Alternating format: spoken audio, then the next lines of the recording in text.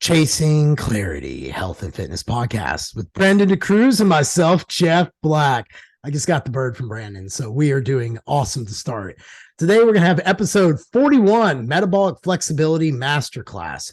Brandon, I assume people have been asking for this one. I get asked a lot of different questions, and they'll be like, well, is this metabolic flexibility when I'll put people from carb cycle to keto and different things like that. So I'm looking forward to this today. But first, real quick, how's your last week been?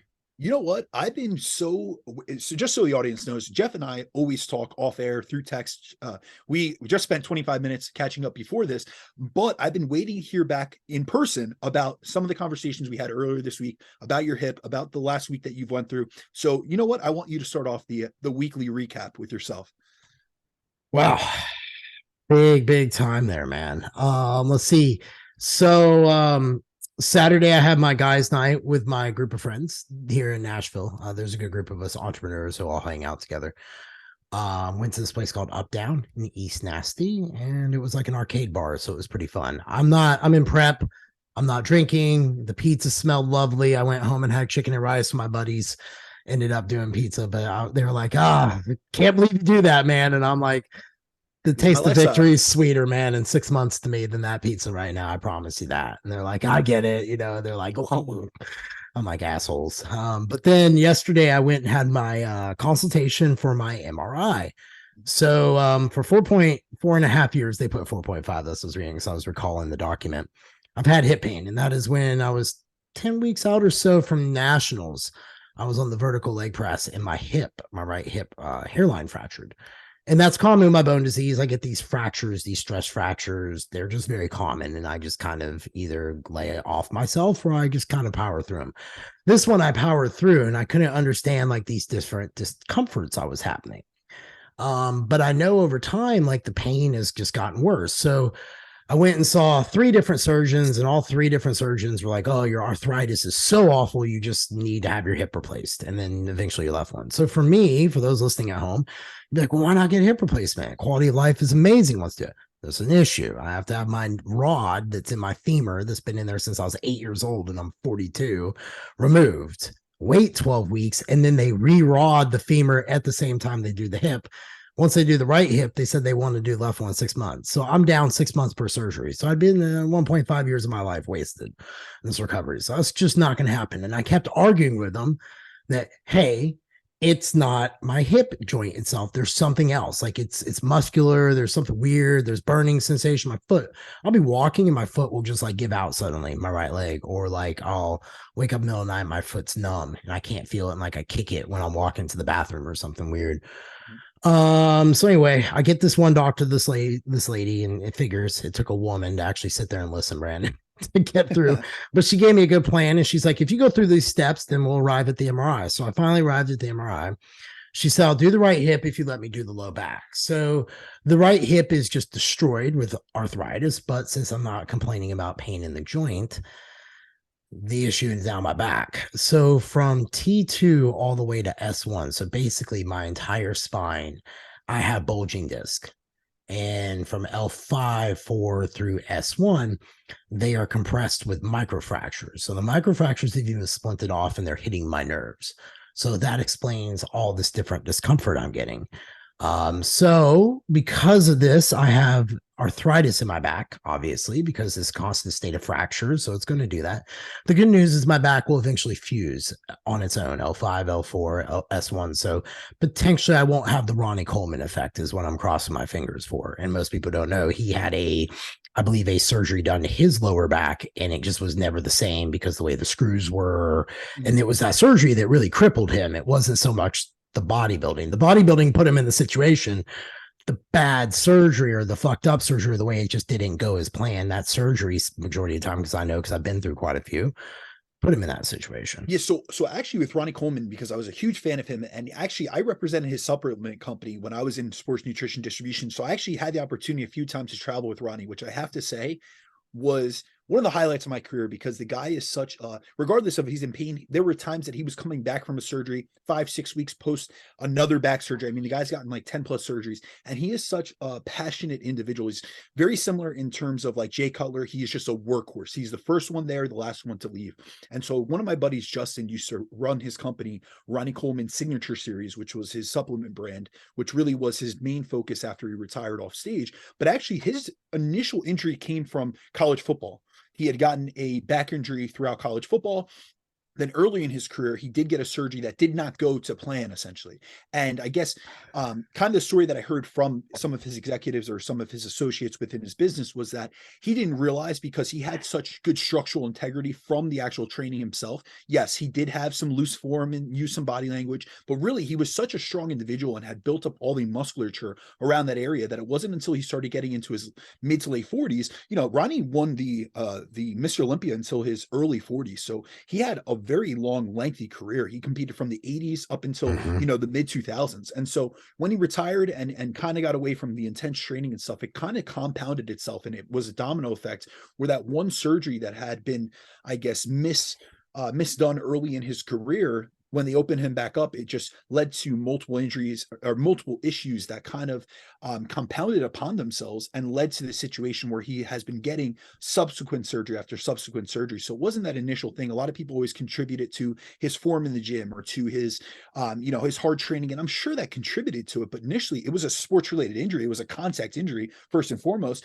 and then a misappropriately done surgery, which we see often is the case. And then it kind of, the training did not help, but also at the same time, we have to think about, had he been just a sedentary individual, he could be dealing with these same issues, but not have had the legacy and the illustrious career that he made. So you ever see the interviews or even the Ronnie Coleman documentary, he says he would do it 10 times over again. Oh, I know. He said like his biggest regret was he missed those reps. So the long and short is I go for a spine consult and then kind of see what they say, and then from there I'll decide, do I want to go stem cells? Are there PRP injections? But eventually the pain will go away. It's just a matter of, and it's not like it's bad, man. I'll be honest. Like it's, if you say, for example, hurt your knee playing basketball, it's achy. Like Yeah, I'm like that 24/7. It's maybe like turned up a little bit more from that more often than not, but it's more just inconvenient. Like it just slows me down, and it's just more like, ugh, it's a mental thing. So I'll know more about it, but I was told to keep competing and to do my thing. And she told me I was an animal. And I was like, yes, I have that on recording, dude. I'm like, I so want to like drop that in there. Like, you're just an animal. And I'm going to be like, yes. That's your motivation. That'll be a reminder when you're hobbling around. Yeah. Got a motherfucking orthopedic surgeon tell me I'm an animal. She's like, I don't know what to do with you. You're just an animal. And I was like, hell yeah. Thanks. So that was my week. How was your week? Man, it's been good, but I wanted to discuss that off the bat because you had sent me your results from your MRI, and we were discussing it last night. But I didn't ask as many questions as I actually had for you because I did want to just hear you. I wanted to see your reaction first and foremost in person. I wanted to see your body language because I know that you're someone that has an immense amount of indomitable spirit. And so I know that you're not the type of person to give into fragility narratives where someone tells you, hey, you need a hip replacement and that's the only option. And you're going to, just listen and defer down to them because they're a medical practitioner. And unfortunately, not that I have anything against the medical orthodoxy or the conventional medicine, model, because I work with many surgeons, many doctors, MDs, nurses, nurse practitioners within my own coaching practice. But oftentimes they're not looking for the root cause, and they overlook a lot of the symptomology, and they kind of just they go down to like the most simple explanation of things. And sometimes you got to dig deeper. You got to really look for the root cause and see, are there any underlying issues that could be contributing to the symptoms that this individual, this client is presenting with, and can we mitigate this through something that's less invasive than a hip replacement, then spinal fusion, then something that is really going to put you down and out for the count, especially when you are such an active individual. And it is, a lot of times people will say, all right, well, you get this surgery and it'll help your overall quality of life. But in your situation, that lack of time to be active, to be engaged with your son who's young, which you do so many activities with, that would diminish your quality of life and then also stunt your ability to be reactive.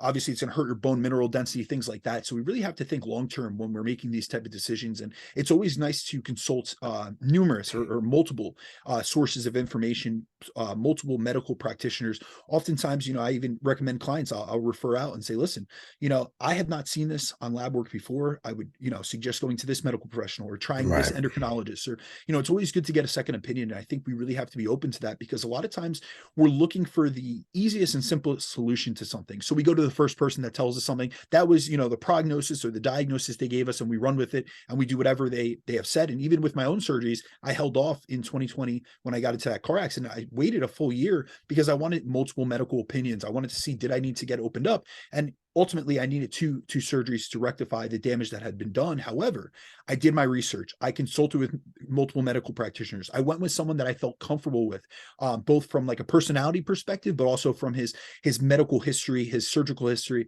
and then also his educational background. So it was something that was important to me. So that's something just for the audience to know. Like, don't, first of all, someone may give you a purported diagnosis, and don't let that become, that is not who you are. So Jeff, you are not your disease. The same thing can be said about someone that gets an autoimmune disorder. I just started working with a female with Hashimoto's, and like, she's very fixated on the fact that she just got the diagnosis of Hashimoto's. And I was really trying to get across to her, you are not your disease. You are not, you have autoimmunity. It's not that you are an autoimmune victim. You know what I mean? Like, we have to look at past what you have. This is just, we're all dealing with pain. We all have drawbacks in life. For every gimme, there's a gotcha. And really, we have to focus on the positives, those aspects within our control, our nutritional choices, our lifestyle, our inputs, our outputs, the people we surround ourselves with, all the other various aspects of our life that we can improve upon, and not really so narrow-mindedly focus on some of the negatives that are going to come with life. Because if we didn't have these sour and bitter moments in life, the sweet wouldn't, taste as good. Essentially. So anyway, besides that, my week has went really well. It's been, it's the first couple of weeks of the new year, and it's been incredibly productive from a coaching perspective. I've gotten the opportunity to onboard a lot of new motivated clients, and that's always good to see, especially at the beginning of the year. That's obviously usually the I guess the normal state of things within this industry. But I'm really able to work with a lot of passionate individuals within my coaching business, which is something I'm extremely fortunate and grateful for. And then besides that, man, honestly, I have been locked up in my office. I have been in the books because I'm really trying to bring a next level presentation to the PC that will be coming up in less than 2 weeks. So guys, just so you know, we are about 10 days away, a week and a half away. And when you listen to this, we will be a week out from the day that I present at the Physique Education Collective, which will be down in Tampa, Florida, the 27th and 28th of January. And so, there's a lot of, what I really like to do when I put together presentations, even when I do podcasts, is I like to look through all the current evidence, the most updated evidence, but I also like to look within the landscape of this industry. So what are other practitioners, what are other professionals saying? And there's something I'm going to open up my presentation with, which is a study that a lot of people within this industry that are more on like the functional health and functional medicine side always quote. There's a common statistics, and I'm not going to blow my load over here, but there's a common statistic that's always used within the medical health status of Americans within today's society. And I found a new study that just came out that actually counters that. So I'm going to present that. It's not an argument. It's essentially just an updated narrative or an updated analysis of that information. So it's going to be really up to date. I'm very much looking forward to presenting on the topics of increasing insulin sensitivity and improving blood glucose management for both health and then also body composition outcomes. So I'm really looking forward to that, and also being able to see you in person, man. It's been way too long. So I know, dude. I was thinking about that the other day. Well, dude, I'll be seeing you next week, and that's always a good time. So I appreciate that. Get the opportunity to see you. That's always the best time, when you get to see friends, who live across the country. And like, our friendship is a cool thing about social media to me. Like, if I didn't have social media, I would never met you, right? Like, two different circles. And then that's the thing I always try to tell people. Like, I am a person, because I get a lot. I'm not like Brandon. I don't post all the time, Brandon. I give him tons of credit for that. Like, he really takes that educator role. So I enjoy social media, just posting when I want to and so forth. But I don't live in that land. And, it's just very I see the positive, like in our friendship. I'm like, man, if it wasn't for you, social media, I wouldn't have a friendship with you, Scooby, like I do. Yeah. Various people who've been very influential on me and so forth. And then there are just other times like I want to take this shit, just burn it in the trash. Like I You wouldn't know, post as much if it wasn't for you, B. I have no, to I like try appreciate to that, look. but I do want to actually highlight on that because I have a lot of individuals, whether it be clients, it be other people within social media, and a lot of times I'll see them, whether it be through their posts, their stories, or even the conversations that they bring up with me, and they'll often bring up the fact that they hate social media, or that they dislike it, or they look at all the negatives, and really, it is life is what you make of it, and so is social media. So there are a lot of times that I don't see the negative things going on in social media because I keep myself in an echo chamber, and I'm not saying that's the approach for everyone, but I surround myself just like I would within my own life personally. In the real world, the context of the real world, you really need to surround yourself, even if it's just from a following capacity. Remember, especially since the pandemic, so many of the things we're doing are based on the internet, are based through technological means of communicating with other people.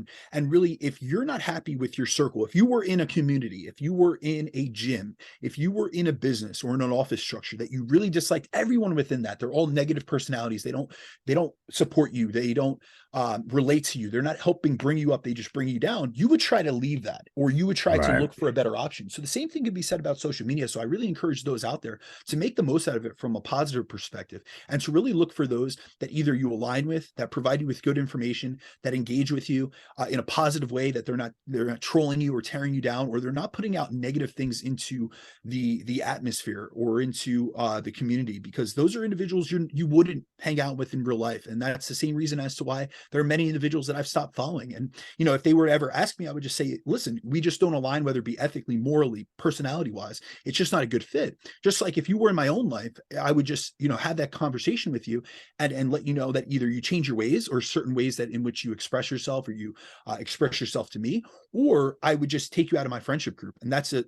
We all have that option. So it's not that social media isn't one thing or another. It doesn't need to lie on one end of the spectrum or another. It can really be what you make of it, and it is who you follow. It is who you allow yourself to get exposure to. If someone's posts are bringing you down or making you feel self-conscious, sometimes we have to work on the inner work, in terms of, maybe I have some body image issues, maybe I have some self-esteem issues, maybe I have some self-confidence issues that I need to work on. If I'm becoming jealous by someone else's post, whether it be because of their physique, or the financial statements that they're putting up, or the cars that they're driving, whatever it may be.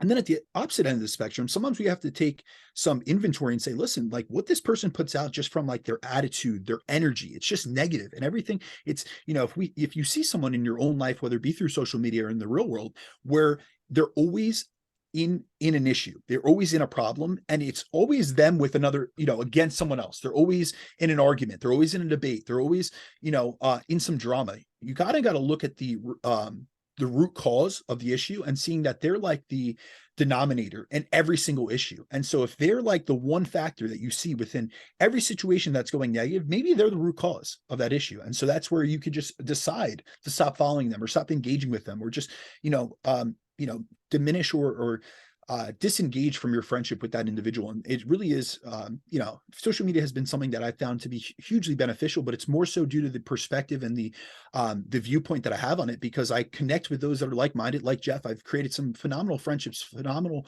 client relationships. I've had people that we've flown from all areas of the country to see one another, to engage with one another. I've went and stayed with Jeff multiple times. So it's things like that. These were opportunities that I would have never been allowed, or we would have never been given, had it not been for social media, and then also for podcast platforms, which is really my preferred method of really, connecting, engaging with people. Because I really do find that I'm more of a lengthy individual. I really do like long form content. And I also like conversations. And so I like engaging with other people that are of substance, and they want to have conversations of value. And that's where, our friendship started. That's how I got on the Physique Education Collective lineup, and things like that. So there are some, opportunities and benefits of utilizing social media for the networking opportunities it provides us with, and then also discarding some of the negative things that may come along with it. I like the way you just said all that. That was really well said, man. All right, let's jump into this motherfucker. Episode 41, like we talked about, Metabolic Flexibility Masterclass. Let's start with defining what metabolic flexibility is, B. And then based on that, I might pepper some stuff in. I just kind of want to see what you have to say on it, and then kind of chime in. Yeah, absolutely. So the technical definition of metabolic flexibility, and the reason I'm covering this is because a lot of times people will throw out the term metabolic flexibility. You want to be metabolically flexible. However, very limitedly or very rarely does someone actually define that. So I really want to give the audience and those out there a better understanding of really what this means and what this refers to. So the technical definition of metabolic flexibility is the capacity of skeletal muscle tissue to acutely shift its reliance between lipids, which would be fats, in the fasted state, and then glucose, aka carbs, in response to insulin when in the fed state. So if you're someone who's metabolically flexible, you'll be able to easily switch between using different fuel substrates, whether that be carbs or fats, and you'd be able to oxidize or burn them for energy based on what your body needs and what you're doing in that present moment. So having sufficient metabolic flexibility is important, as we want to be able to use the right fuel at the right time in order to optimize any activity we do and any body composition goal we have. As a decrease or a loss in metabolic flexibility, which is something we'll cover later on, is thought to play a role in various disease processes. So it could lead to some non-communicable diseases, and then it also impairs fat oxidation, so the ability to burn fat. So within this, there's, when you're metabolically inflexible or you lose metabolic flexibility, there's many downstream effects that can have on our health, our fitness, and ultimately our body composition outcomes.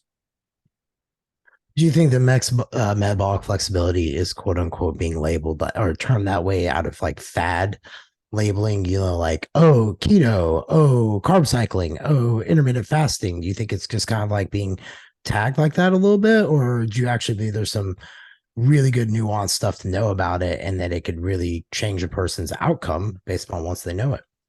I think that's honestly, that's a great question to really parse over.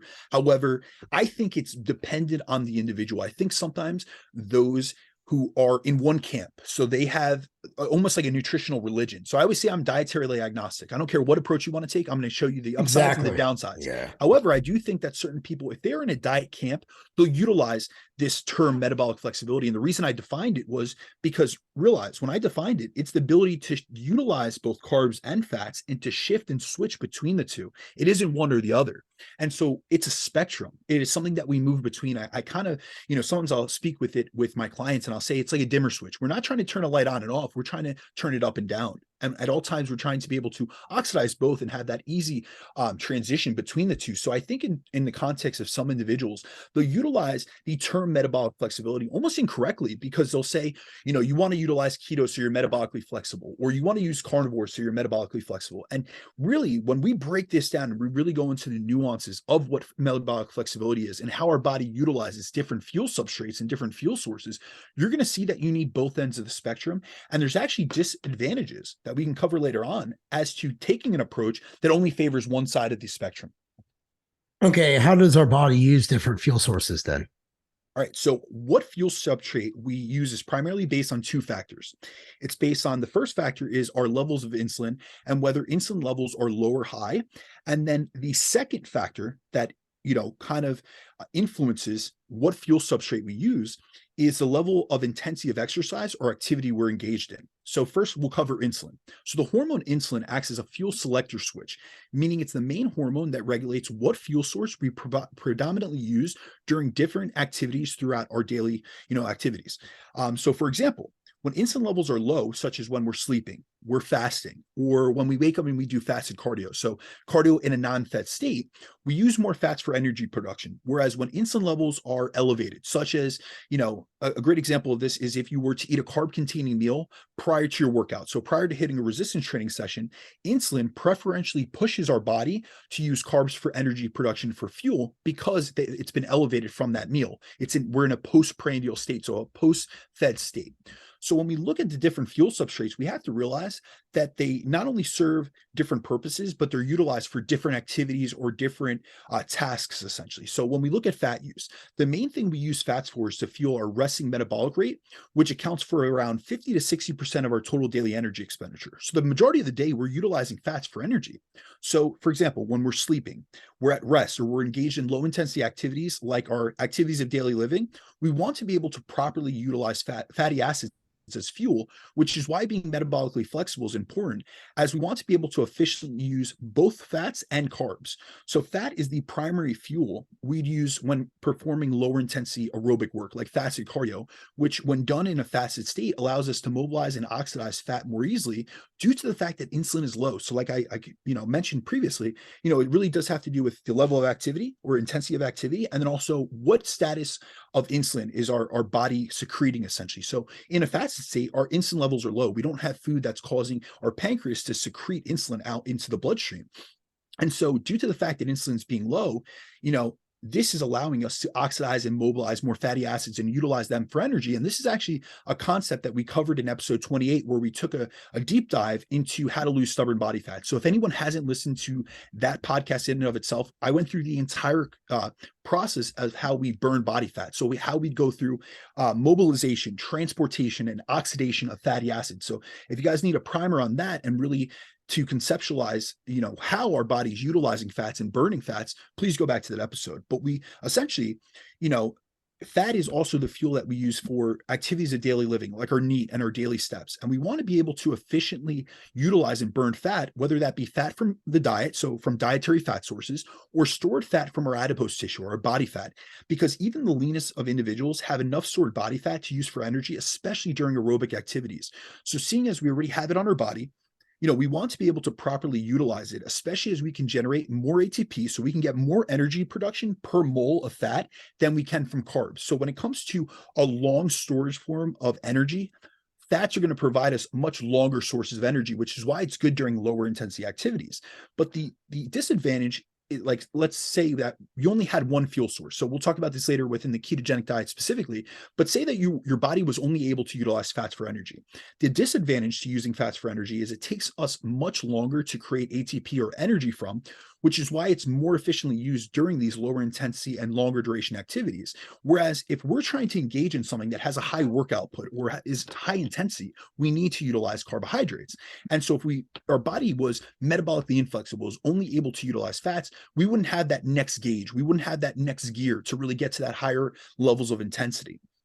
Now, on the other end of the substrate spectrum, we want to be able to properly utilize carbohydrates, especially when we're engaged in higher intensity activities, such as resistance training, if you do CrossFit, like Metcon workouts or circuit style workouts, and also when our goal is to maximize our performance in these types of training. And we need to use carbs during anaerobic and glycolytic activities, as training at higher intensities increases the speed at which we need to replete energy and replenish ATP. So utilizing a quicker, more efficient fuel source like carbohydrates is more optimal, as carbs are the primary and preferred fuel source for higher intensity activities. What are the benefits of having good metabolic flexibility then? Yeah, so honestly, there's various. If we really look at it from like a high level perspective, in someone who's metabolically flexible, we see what's called the crossover effect. And this refers to the point at which we go from using fats for energy to carbs for fuel based on the intensity of activity we're engaged in. So if we're healthy and have good metabolic flexibility, we should be primarily using fats for fuel at rest, and that was what I hit on with the resting metabolic rate. When we're not engaged in higher levels of activity, our body should be relying more on fats, whether it be from the diet or from our stored body fat, to fuel these activities, to get energy production from it. And so at lower levels of activity, we're going to utilize fats. But as the intensity of exercise increases, we start to use more and more carbs until we get to around 70 to 75% of VO2 max and above, where we need to predominantly use carbs to maintain that level of exercise intensity. So really, when we think about metabolic flexibility, like I said, it's a dimmer switch. So it's a spectrum that we're moving between. It's not like we're all just using, fats or just all using carbohydrates. It matters what end of the spectrum we're in. So being metabolically flexible provides us with multiple benefits. The main one is it allows us to use both fuel substrates to the highest degree. So we want to be able to properly use carbs to improve our performance, handle greater volumes of training, and improve our recovery capacity, as well as to get the visual benefits of replenishing and filling out our muscle glycogen stores. So part of being metabolically flexible on the carbohydrate end of the spectrum is being insulin sensitive, being able to assimilate carbohydrates into muscle glycogen. Whereas if you were metabolically inflexible, oftentimes we see a correlation between metabolic inflexibility and insulin resistance, where you would have difficulty absorbing and utilizing carbohydrates both for energy and then also for storage. And then we also want to be able to properly use fats to fuel our day-to-day activities, our NEAT levels, and then also lower level exercise, as these are times in the day that we don't need to rely on a fast-acting fuel source like carbohydrates. So being metabolically flexible allows us to use the right fuel source at the right time to optimize our energy production, our performance, and our health outcomes. So overall, when we look at the concept of metabolic flexibility, really the benefit of having good metabolic flexibility is it allows us to be a leaner, more insulin sensitive individual who can cover this spectrum of fuel and macronutrient usage, which can ultimately help us to achieve a better body composition, better training performance, and then overall better health. Okay, so then let's talk like how this would be utilized. People looking to get down to really low levels of body fat because the new year always brings the whole people want to get in shape and so forth. As a coach, where do you want people to go in this metabolic flexibility pathway that you're working them down? Are you going to start them with more of a keto approach to restart that insulin sensitivity? Are you going to look more of a carb cycle approach? Are you going to throw some intermittent fasting at it? Like, you have a lot of options on the table, but what do you like to collect and see in order to know where to go? So what I'm getting at is, if, say, based upon the goal, is that how you decide where you start in this metabolic flexibility, or is this just something you try to strive for over time with working with clients and build out? Yeah, it could be one of the two. So really, when it comes down to it, it's where is the person coming to me at? You need to meet the client where they're at. So really, what I'm trying to avoid with all clients is making sure that they're not metabolically inflexible. So the opposite of metabolic flexibility. And so really what I'm trying to look at, are there any stopgaps or bottlenecks in the system that are preventing them from improving their body composition, increasing their training performance, and improving their health? So if someone comes to me and they have elevated blood glucose, they have signs of insulin resistance, these are indications that they could be metabolically inflexible. Other signs of metabolic inflexibility, so the opposite of what we want, is if someone can't go a few hours without fasting or can't go an extended period of time without eating. I'm sure you've had it on your intake form where someone has come to you and initially, and they feel like they can't go a few hours without eating. You know what I mean? Like, it's not hunger based, but it's based on they feel like they lack energy, or they can't go a significant period of time without feeling like they're going to gnaw their arm off. And on the opposite end of the spectrum, sometimes I'll have consultations where someone will be fearful of eating carbohydrates. And when I ask them more reasons behind as to why that may be, sometimes it's psychological reasons. They fear carbs getting fat. They've heard the insulin hypothesis of obesity, things of that sort. But sometimes it is that they don't feel great after carbohydrate meals. They feel really sluggish. They feel like they get hypoglycemic. They have dips and low or highs and lows between their blood sugar, or they're dealing with metabolic dysfunction, or even insulin or blood sugar management dysregulation. And so these are things we want to avoid, because really, I'm striving with every client that I get to get them metabolically flexible, because there are so many drawbacks to being metabolically inflexible. What are the drawbacks of being metabolically inflexible then? Yeah. So, when we look at metabolic inflexibility, this is a state in which our body isn't able to properly utilize the different fuel substrates, or isn't able to readily switch between using carbs and fats. So this is a situation, it can be one of the two. It can be someone that can't use either one properly, or they have a hard time switching between utilizing carbs and then going to utilizing fats. So this can result from a multitude of factors, including insulin resistance, like I mentioned. It could be diabetes. Oftentimes, diabetics are metabolically inflexible. This is one of the key characteristics of diabetes. This could be from a lack of activity, or being very sedentary, or from just general overfeeding, which can cause the body to utilize the wrong fuel source at the wrong time, essentially. So they're not able to tap into the proper fuel source because of some of these metabolic derangements. And so lacking metabolic flexibility will cause you to be unable to utilize the proper fuel source at the right time. So for example, a great example of this is, say that at rest, we know that we're supposed to be predominantly using fats. However, there are individuals with they've analyzed this on like a metabolic cart test, or an RER, respiratory exchange ratio, Right. and where they see that people with metabolic inflexibility, they should be utilizing fats at lower intensity activities, but they're actually preferentially using carbs. So they're stuck in sugar burning mode, essentially. And there's various lines of literature that shows that someone's ability to use fat varies heavily during low to moderate intensity exercise, where if you were to just open up a physiology textbook and you were to look at low to moderate intensity exercise, it would always say that it's an aerobic activity. It's relying off of aerobic metabolism, meaning it's utilizing fats. However, generally, we see that how well someone can use fat varies anywhere between 23 to 93% of the time during lower intensity activities.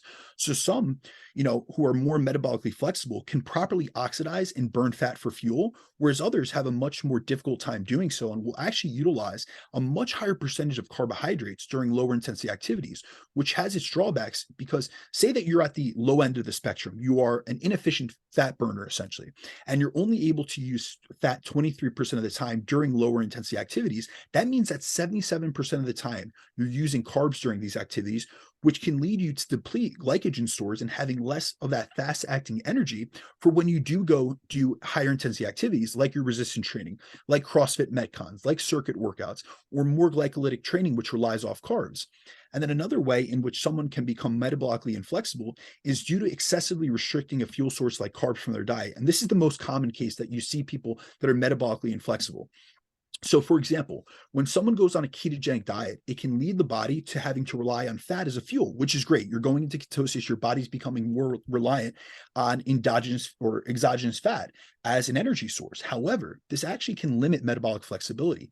So this is where when people say that you should, utilize keto for metabolic flexibility, this is actually a misnomer. Oftentimes, this is kind of a misextrapolation of what metabolic flexibility is, because the fact that you're consuming very little, dietary carbohydrates actually limits your ability to utilize carbohydrates, and this can actually cause what's called non-pathological insulin resistance, which occurs at the level of the muscle tissue. As essentially, what ends up happening is when you're in a very low carbohydrate state, what ends up happening is your body wants to preferentially save glucose from being utilized by muscle, and it reserves it for the nervous system and the brain because glucose is the main fuel substrate that the brain relies off of. So if you have a very low carbohydrate diet, you're getting very little glucose into your system, your brain is going to, or your body is going to make your muscles insulin resistant. However, that's going to make sure that insulin is not able to get that glucose into the muscle cell itself, and it's preserved for the brain. And this changes how fuels are utilized in the body and reduces metabolic flexibility due to the lack of carbs to fuel activities like training. Now, if you were to follow a high-fat, low-carbohydrate diet for an extended period of time, you will also see a change in an enzyme called PDH.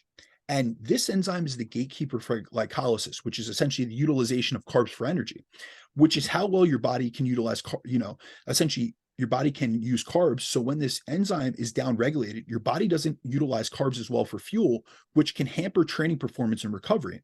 And this can lead to an issue when it comes to maintaining training performance, as carbs are that main energy source needed to fuel higher level activities, including forms of resistance training like your bodybuilding work or your CrossFit workouts, or HIIT training like sprint intervals, and other athletics, including speed and power sports. And there's actually an interesting study on the effects of going low carbs on glucose usage and our ability to tap into glucose and glycogen from Anderson et al. And in this study, they showed that those who followed a low-carb diet were unable to clear glucose as efficiently in oral glucose tolerance tests. And so really what that shows is that the muscles itself were not uptaking glucose efficiently. So it was leading them to look like a diabetic.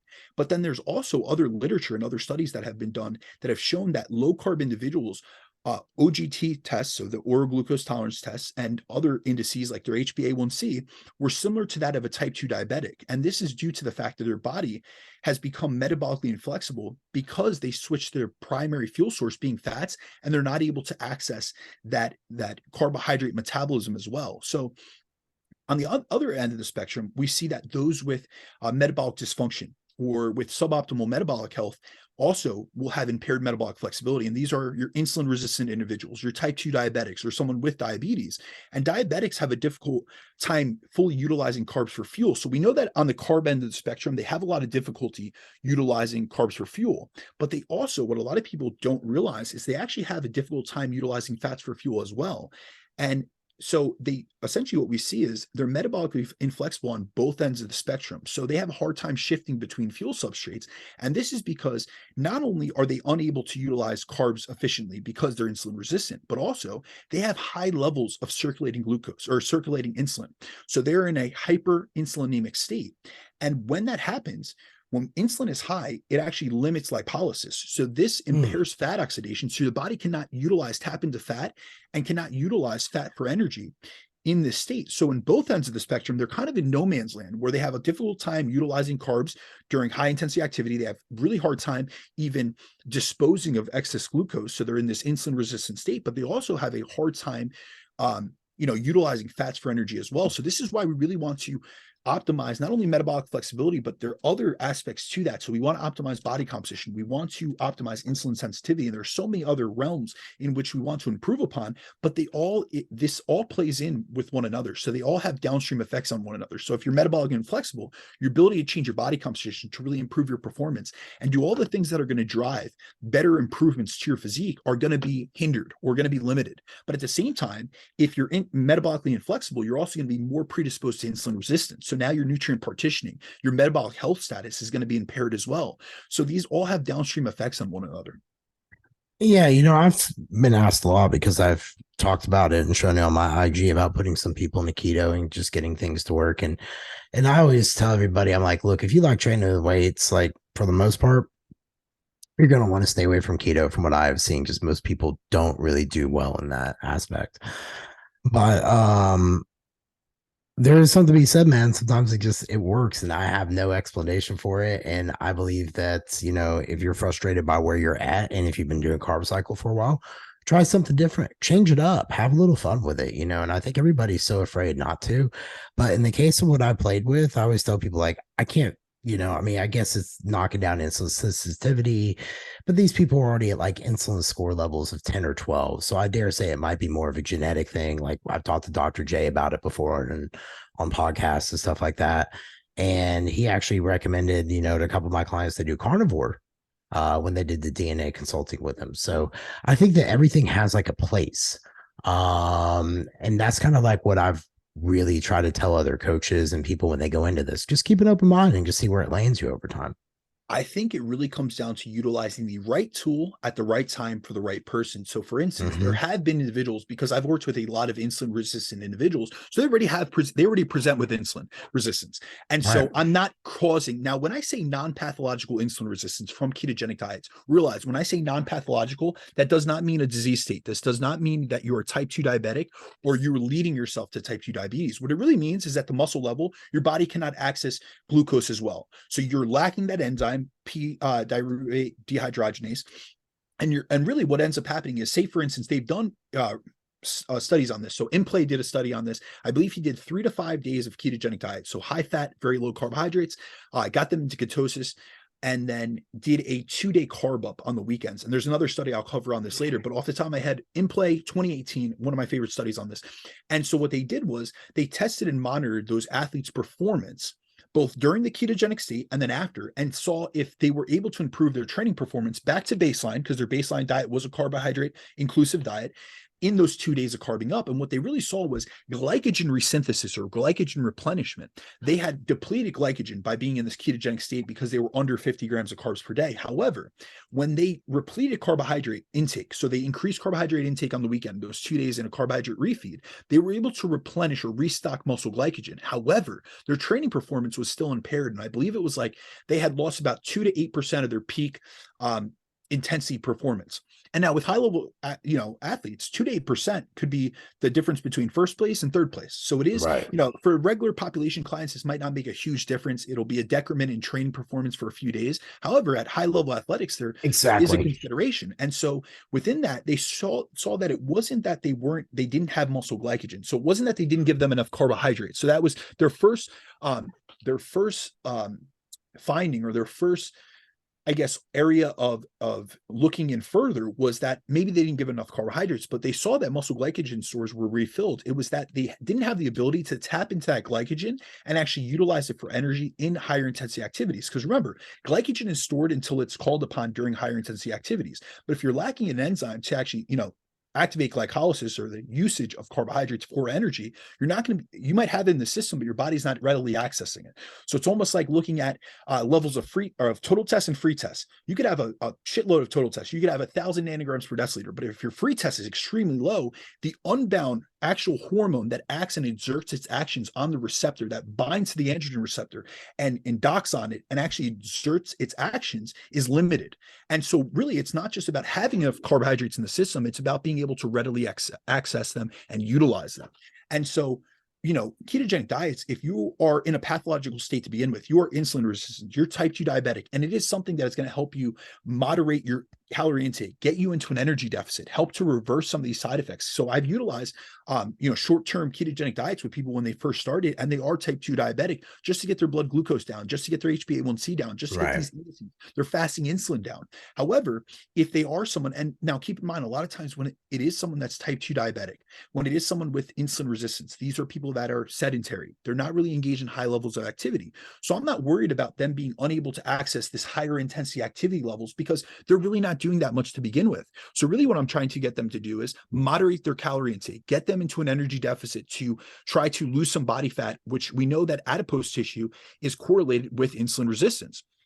I'm trying to get them to lose some visceral adiposity, so some of that central obesity, which is really contributing to metabolic syndrome that they're experiencing. And then also I'm trying to get them to do lower intensity activities. I'm trying to increase their steps. I'm trying to get them to do some daily walks. Those are all lower intensity activities. So a ketogenic diet's perfect for that. However, we're talking about people trying to really maximize their body composition. These are bodybuilders or hobby builders, people that are recreational. Like, I could call anyone a bodybuilder. Anyone that's trying to build their physique, really optimize their body composition outcomes, you're a bodybuilder. Whether you compete on stage or not, you're trying to look your best, you're trying to build muscle, lose body fat, you're a bodybuilder, per se, you're a recreational bodybuilder. So in those populations, the ketogenic diet has limited application, whereas within our nutritional or functional nutrition cases, it is something that can be a tool that we take out of the toolbox and we utilize from time to time.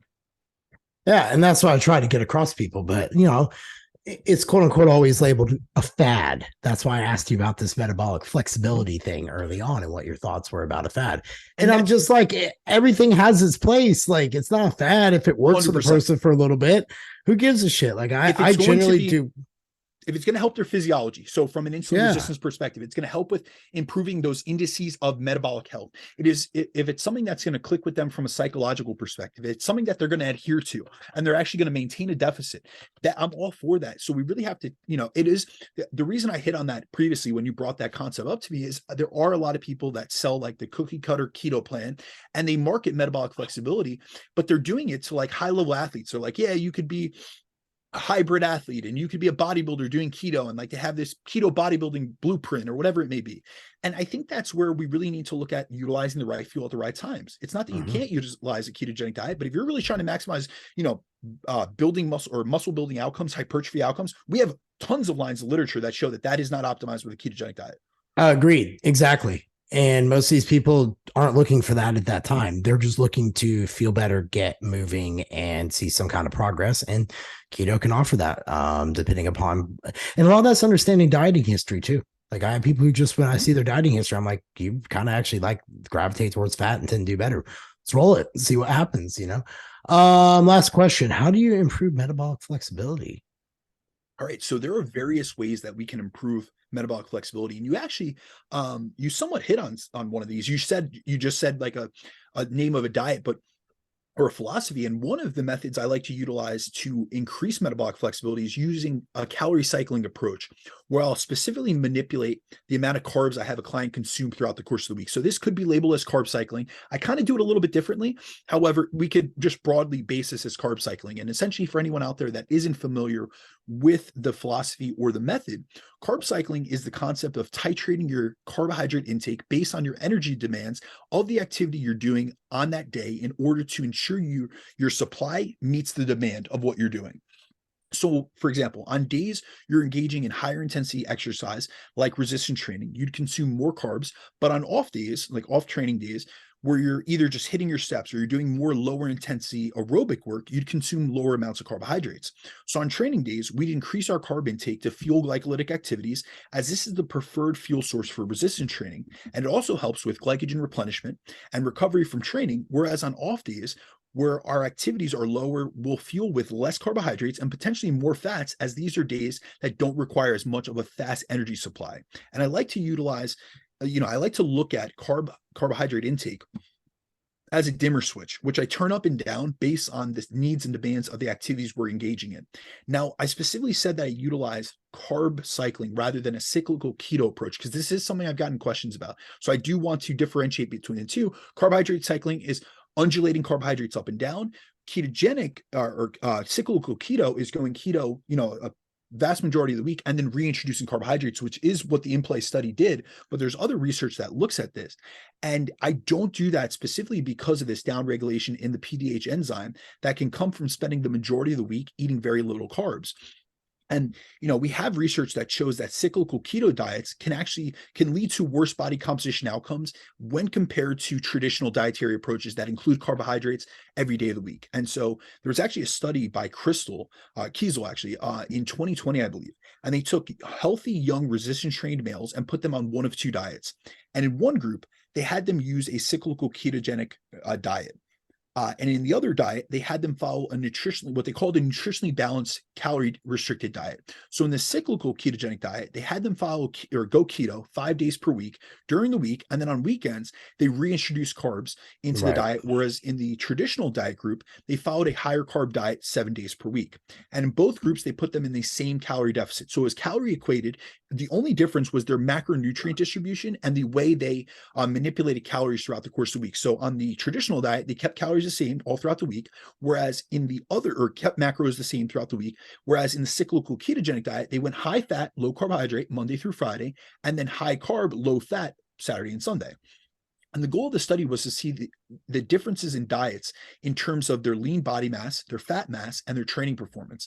And the results found that both groups lost the same amount of weight over the course of the trial. So they actually lost 4.5 kilograms each throughout the 8-week intervention. But when looking at the differences in fat mass versus lean body mass, there were large differences between the two.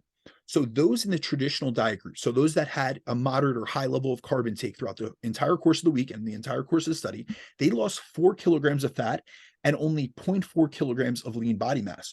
Whereas those in the cyclical ketogenic diet only lost 1.9 kilograms of fat, so about roughly half of the amount of fat mass that the traditional diet group lost, but they lost 1.8 kilograms of lean body mass. So they lost approximately 4 times the amount of lean body mass that the traditional diet group. So the keto diet ended up losing less fat and more lean body mass, despite being in the same deficit. So they were in the same amount of calorie deficit. However, the body composition outcomes were vastly different. And then when they looked at the training performance outcomes, the traditional diet group saw more strength increases and better improvements in workload capacity than the cyclical keto diet did. So they also contributed the differences in body composition outcomes from a fat loss and then a muscle preservation perspective to these differences in their performance outcomes. Because remember, training is going to drive those body composition improvements, whether it be especially when it comes to the retention of lean body mass. And so these are vast differences. So really, when it comes to cycling different nutrients, I would say carb cycling would be more advantageous from a body composition outcome and a training perspective outcome than would be like a cyclical ketogenic diet approach, which was really popular, when we were coming up. Like that was something that, a lot of people used to utilize. Like the Mario Di Pasquale had a diet, the cycle diet, or I forget what it was called.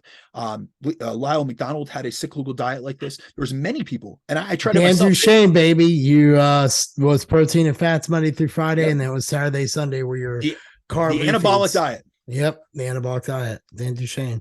I wonder how bodybuilding would have evolved had he not died with his kidney stuff at times.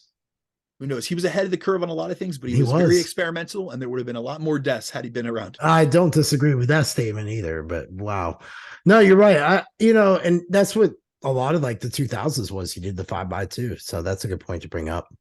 Absolutely. And you see it a lot in the low and the highs when people do our training day, non-training day macros and kind of things like that a little bit. I found it to be extremely beneficial. And then another, nutritional approach that I take is I also utilize nutrient timing.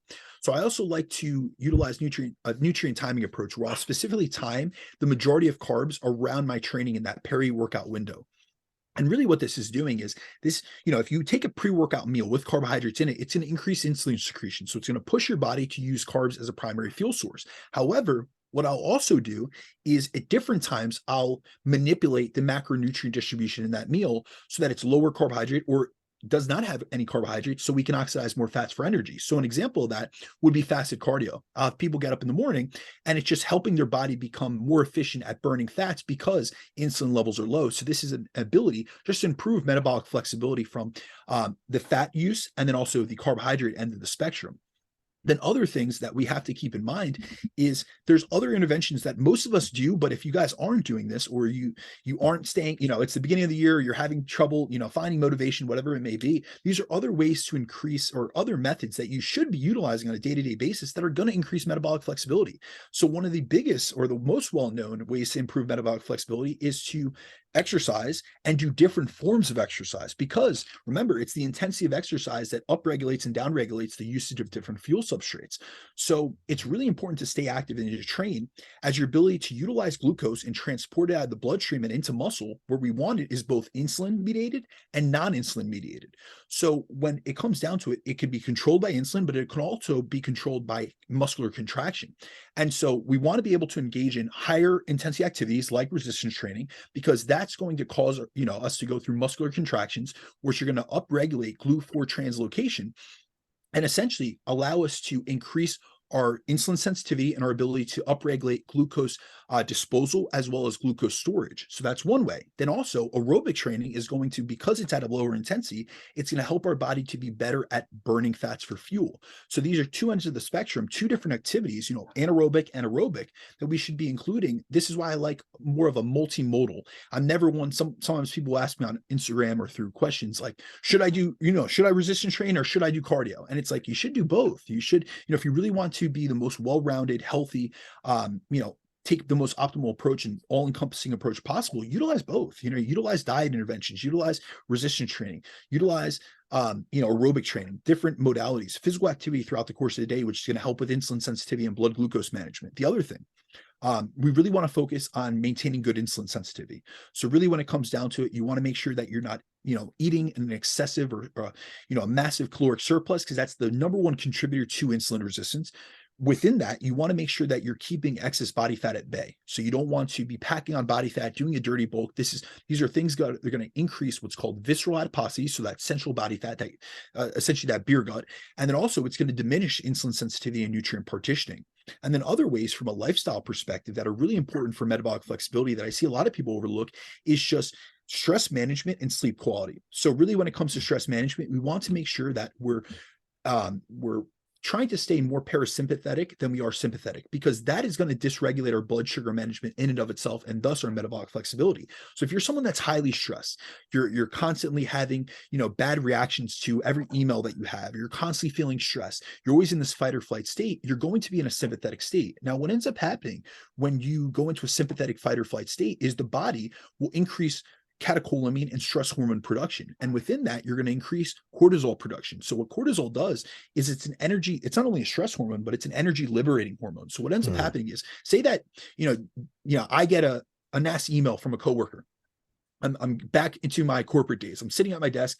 I'm not doing any activity. And I get this stressful email with the deadline. And I get stressed about it and I ruminate over it. So it's not only the 5 minutes that I read the email that I'm stressed, but for the next hour, cortisol is a steroid hormone, so it stays active in the blood for a longer period of time than the catecholamines that only have a very short half-life.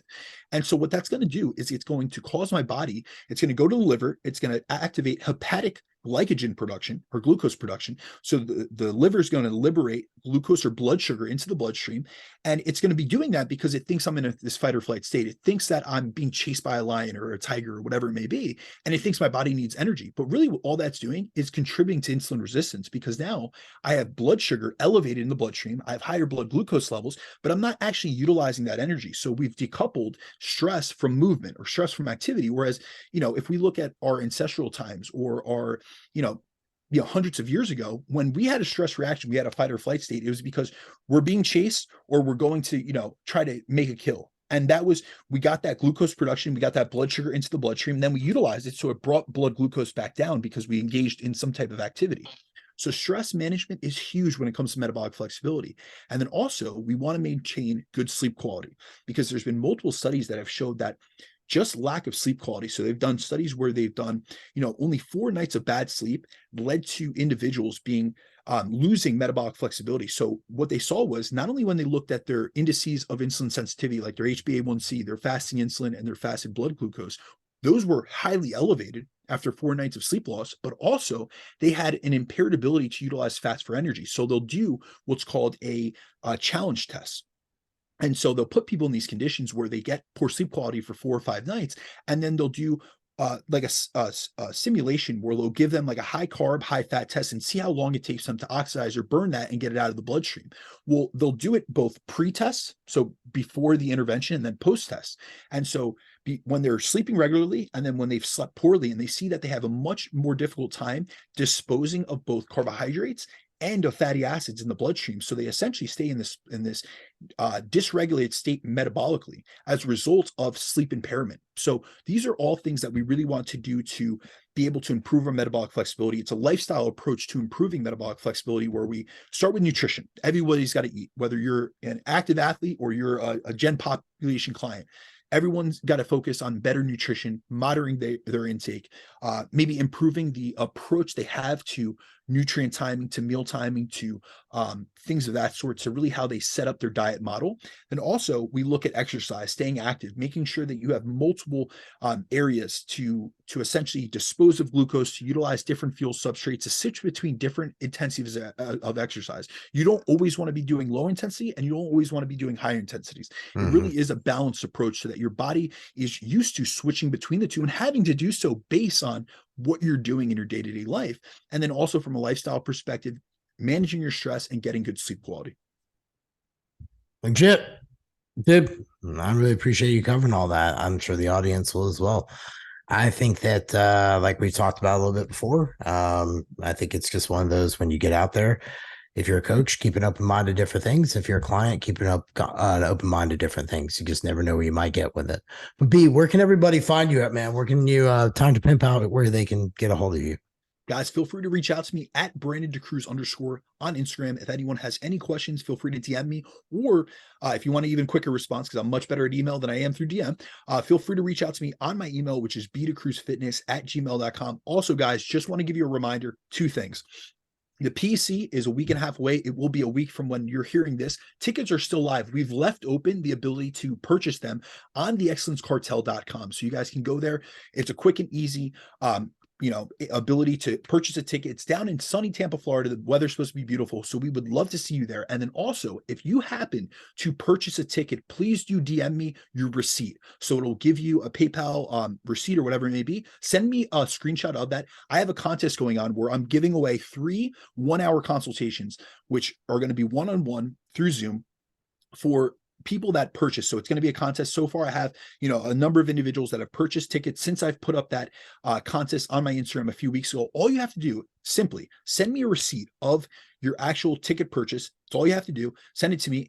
After the PC is finalized and we get everyone there, I'm going to pick 3 individuals, out of a raffle, and they will get a one-on-one free consultation with me for any questions you have, whether it's coaching consultations, whether it's blood work analysis, whether it's questions about your own programming, whether it be training, nutrition, insulin sensitivity, whatever it is. And we will sit down on a Zoom and we will go through all the nuances and deep details of either your personal programming or something for your clients, trying to really mitigate and problem solve some of the things you might be having issues with your own clients. So feel free to reach out to me in regards to that. And I look forward to seeing everyone there. Sounds good, man. You guys can find me, Jeff Unbreakable Black, on IG if I'm not banned by the time this goes out. Never know.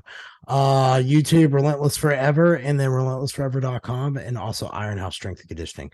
B, man, I'll chat with you later, bro. Sounds good, my man.